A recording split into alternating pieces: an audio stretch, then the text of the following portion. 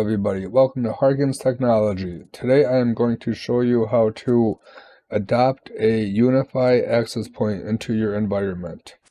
This is just adding a new access point into your UniFi environment. First, you will sign in to your UniFi environment.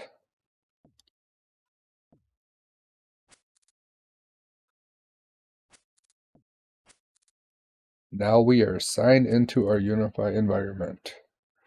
You will go to your UniFi devices, which is going to be this tab, UniFi devices. Here you can see I have 3 current UniFi devices.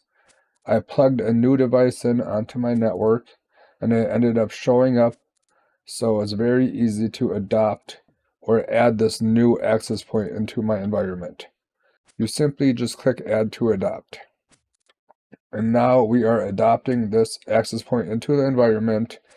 It is being added, and once it's added, it will show up and it will show that it's online and able to broadcast your different SSIDs.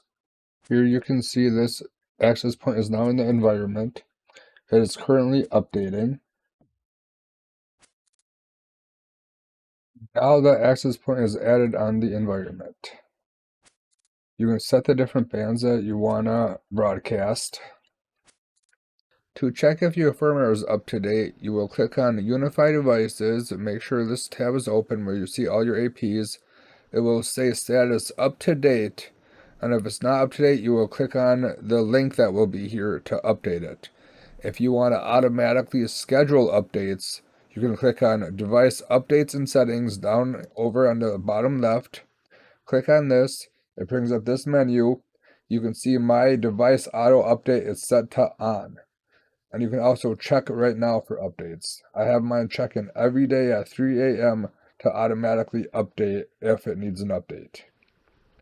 Another thing to note, if you need to do a network application update, you could go to Settings and System, and on this area you can check for updates. Mine says there's last check never, although it has been recently, and it looks like another one has come out now. On a UniFi controller, a cloud key, and a UniFi Dream Machine, you can click this check for updates, and you click the check for updates and you would update it now. For a self-hosted server like I am doing, I'm hosting my own UniFi controller. I'll have to download this, and then I have to SCP it over to this box, and then install it with dpackage, and then it will update. If you want to see any more videos like this, please like and subscribe to my channel. If you have any questions, leave them in the comments below.